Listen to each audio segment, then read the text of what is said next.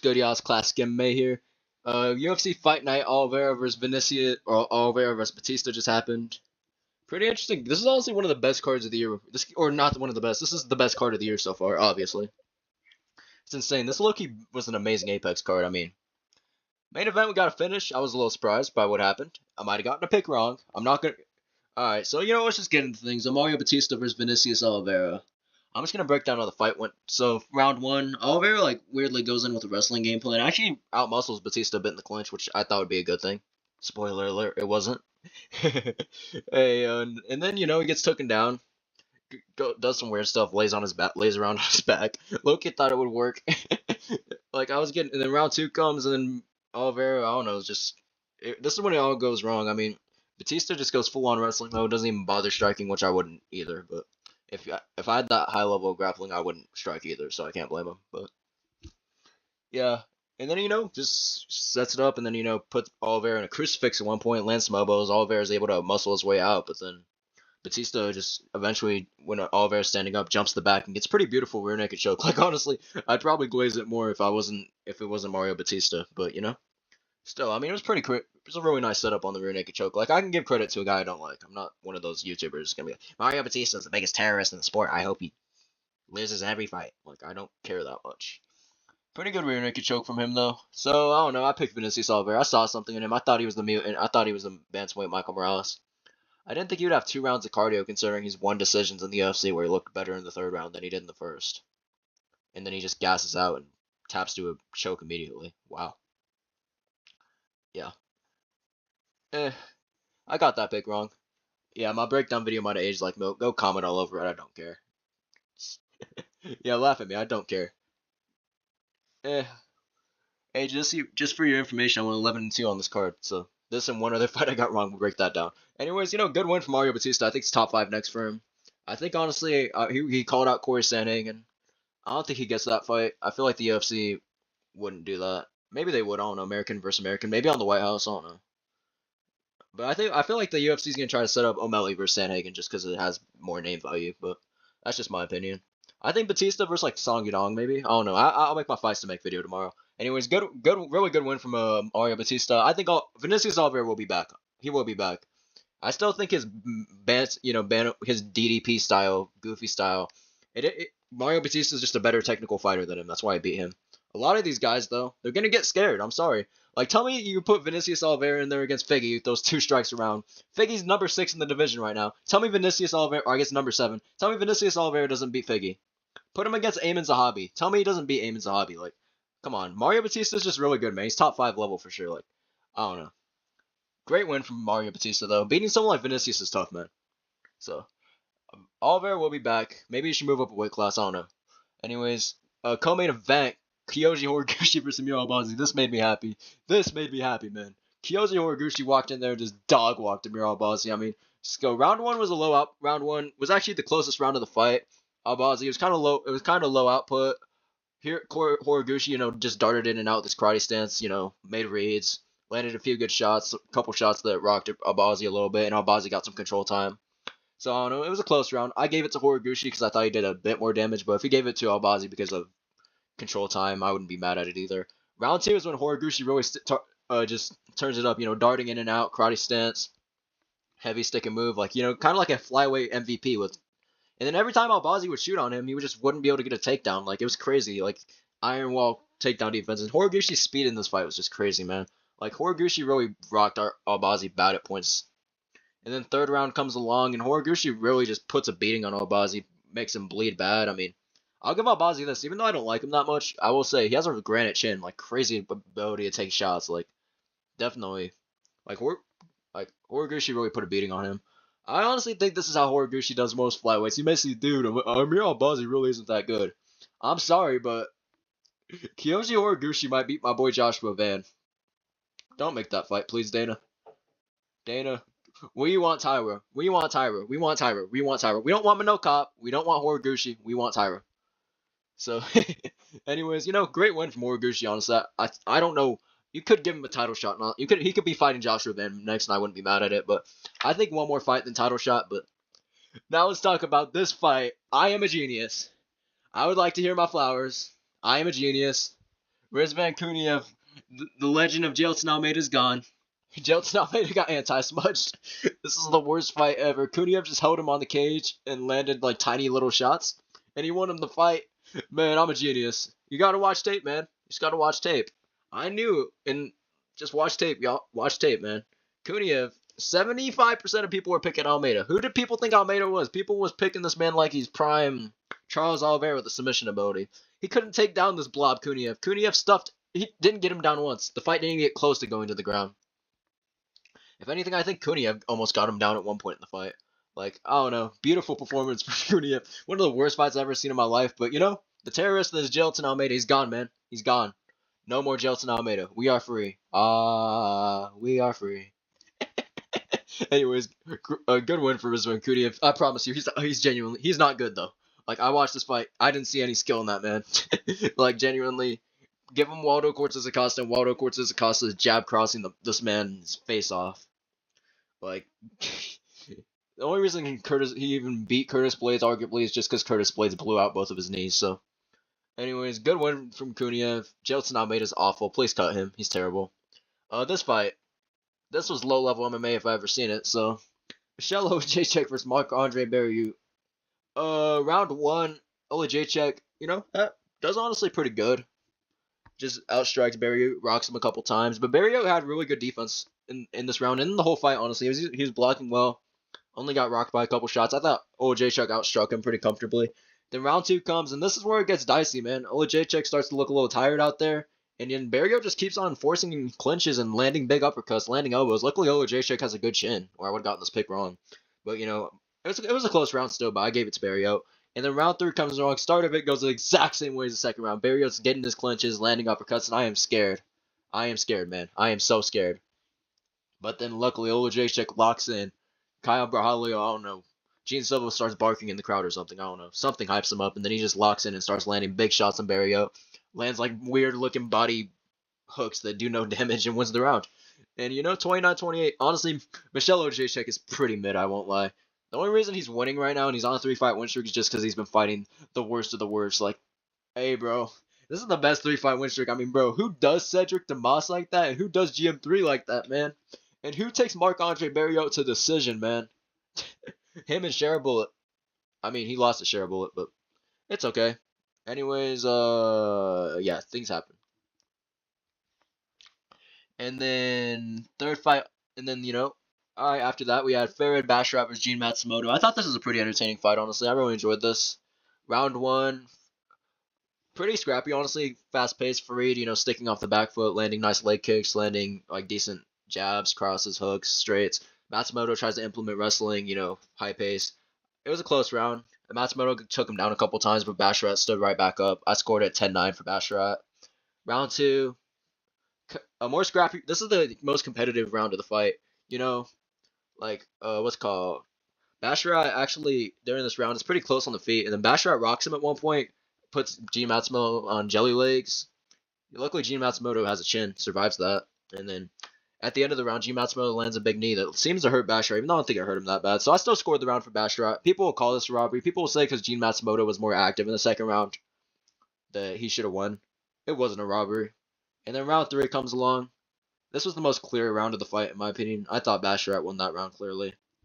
Like, you know, showed up. Or actually, what am I talking about? No, that's the round he didn't win. Okay, I'm misremembering it.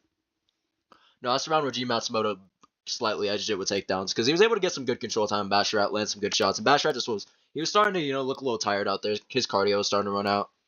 And then ended the fight, close fight, split decision. I thought Farid won 29-28, but if he gave the fight to Matsumoto, I could see it too. Not a robbery though. I thought Farid Basharat won pretty clearly. Anyways, Justin Jacoby was Julius Walker. The legend of Juicebox is over. Aw. Man, I thought the Juicebox title run was happening.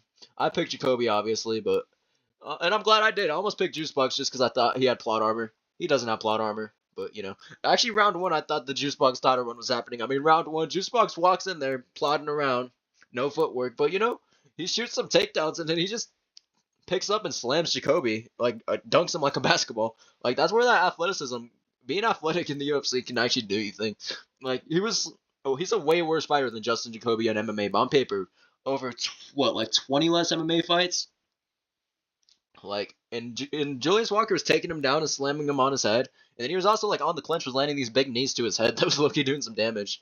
So I scored that 10-9 juice box, and then round two, Jacoby just lands this. It wasn't even like, it was like a straight. It was like a jab straight. It was like not even that hard. I thought Juicebox would eat the combo, but it actually drops him pretty badly. And Jacoby just goes full on like ape mode for the finish, and he goes crazy on it. He has to land like 40 significant strikes because the refs were, I don't know, they were on crack today or something. They did not want to stop any fights.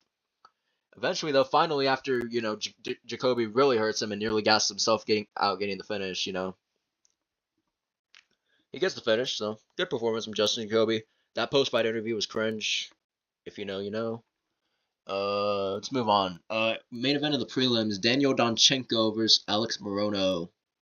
I thought this was interesting to say the least. So Daniel Donchenko actually got a TKO in the first round. Like, believe it or not, he got a TKO in the first round in this fight. Like, Alex Morono got rocked so bad, then he ate like 40 weight. He went into an Anthony Smith curl up in a ball, ate so many unanswered shots, and the ref was just staring at him like, man. I don't.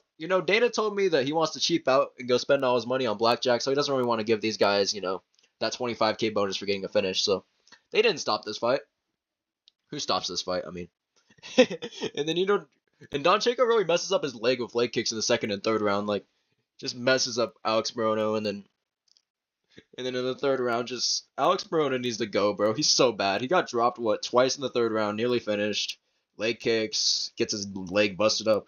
Personally, I scored this fight 30-25. Donchenko. I thought he 10-8 him in round 1 and 2, or round 1 and 3, and then got a 10-9 in round 2. Overall, I mean, Donchenko's good. His gas tank's just awful. He looked so tired in this fight. Still, decent win from Donchenko. This fight happened. This fight happened. This fight happened. Oh yeah, this fight happened. Nico Price. Man, Nico's down to 10 losses now, 16-10. We gotta cut Nico Price. I'm sorry, Nico Price can't be in the UFC anymore. We gotta get rid of him. He can't be Veretnikov. I picked Veretnikov by decision. I didn't expect him to just He colded Nico Price on the feet with it was actually a pretty nice combo, like elbow and punch, like an elbow and a right hand that just colded Nico Price. I don't know how he stayed up, but he was out on his feet. And they complained about the stoppage, not acting like he was completely out. Anyways, it was a win from Veretnikov. Veretnikov won in the UFC. Now we can go get fed to another prospect. So, that happened. Next on the card, Ketlin Souza versus Bruna Brazil. It was a fight. Two people fought. This was the only other fight on the card I got wrong besides the Oliveira pick. So, honestly, I picked Bruna Brazil. I thought she'd use her height and size perfectly, and she did that in the first round. Like, she won the first round, arguably, but then she got a head kick landed on her, and then Ketlin Souza just went full-on smudge mode in this fight. But she was low-key landing big right hands, and Bruna Brazil was just circling, so, yeah, I don't know. Pretty boring fight, but good win for Ketlin Souza, I guess. Javid Bashrat versus Yanni Vasquez. This fight was hilarious, man. I thought Javid Bashrat was so about to sell my pick, man. Let me tell you, so round 1, actually, Javid looks good. He has power. He drops Vasquez really badly and nearly puts him out. I thought the ref was going to stop the fight, but for some reason, these refs were feeling different today. So he doesn't stop the fight. Javid actually nearly kills him in the first round. And then second round comes along, and Yanni Vasquez, you know what happens? He lands a right hand, and Javid Bashrat gets dropped. Oh my, Javid Bashrat's so bad, man. His chin, he just leaves his chin high up in the air, man. Anyone with power knocks this guy out, and this random blobbed up flyweight that missed weight nearly knocked him out. Oh my god. And then Javid Bashrat at the end, he takes him down, and then Yanni Vasquez just keeps on jumping subs and stuff. Like, this guy's like Charles Oliveira, except, the Mexican version that doesn't know jiu-jitsu. Oh no, this fight was amazing. And then round 3, Javid just controls it well, throws shots, takes him down, lays on him a bit. Anyways, a clear 29-28 Javid Bashrat, but Yanni Vasquez, this guy's not bad. He has a chin. For taking the fight on 4 days' notice as a flyweight, I think this guy has a place in the UFC. I'm excited to see him at flyweight. He has power, he has a chin. I think he's a ranked level flyweight. I saw something in there. And then Wang Kong versus Edwara Mora. This fight was sick, I won't lie. This is like one of the best. Wang Kong's like the only violent fighter in WMMA. That's what makes her entertaining. She's like the only violent fighter in WMMA. Like, it's crazy. So round 1 goes by. it's pretty boring. I'm like not paying attention that much. When Kong just getting taken down, I'm like, yeah, I'm so getting my pick wrong. Then she eventually finds her way back to her feet, and then just one right hand down the middle, and Edward nearly basically colds it. Like that's the first time I've seen someone truly get concussed in a WMMA fight. Like Edward Mora was dead. The refs should have stopped that fight. Like she was so dead. I don't know why the refs didn't. I have a video that I'm gonna drop about these refs. All I'm gonna say is that there might be a conspiracy going on here. We'll talk about it, but hey, I got something in mind. Anyways, Wing Kong drops her bad, and then the second round comes along. More continues with the grappling. Wing Kong's takedown defense is god awful, man. She just gets taken down, then nearly gets rear naked choke. Gets put in one of the worst rear naked chokes I ever seen. I don't know how she didn't tap, but she doesn't, and yeah, and somehow, and then in the round three ends up, Mora goes the same. Mora just takes her down a lot. Wing Kong's able to stand back up, randomly spawns in with takedown defense in round three, and then eventually Wing Kong drops Mora on her head, and then just starts dropping nasty ground and pound on her. Mora gives up her back, and Wing Kong gets a body triangle, and then tries to lock in a rear naked choke. But the problem is Wing Kong doesn't get jiu-jitsu, so it was funny just watching her fumble over a naked choke that she so easily had. But still, clear 29-28 from Wing Kong. She's actually really fun for a WMA fighter. She has power. Like, she's actually really fun to watch. I don't mind watching her. So that was actually... And then this fight, Jakob Wittklats versus Muin Grafarov. Jakob Wittklats clutched up, man. He clutched up. That's all I gotta say. So round one of Wittklats versus Grafarov. Close round here. It was a pretty close round, actually. Wittklats, does well landing the body kicks, whips up a couple head kicks. He's a really awkward striker. He gets really close to you, gets hit a lot, but he has a good chin, and he has pretty good defense, honestly. He blocks most shots.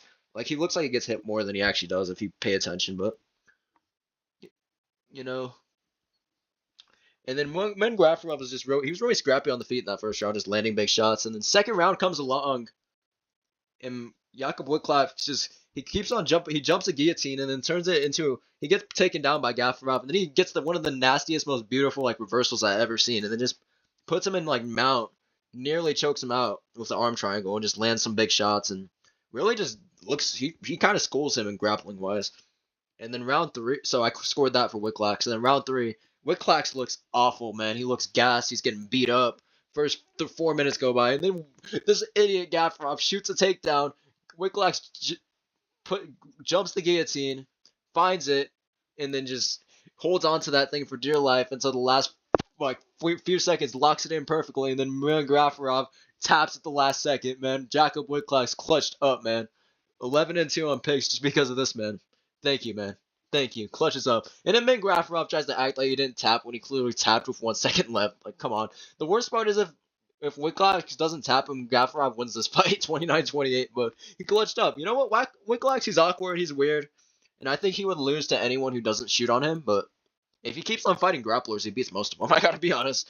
Like, I think he could beat pretty much any grappler in the UFC with his guillotine and BJJ skills. Like, he's genuinely insane on the ground.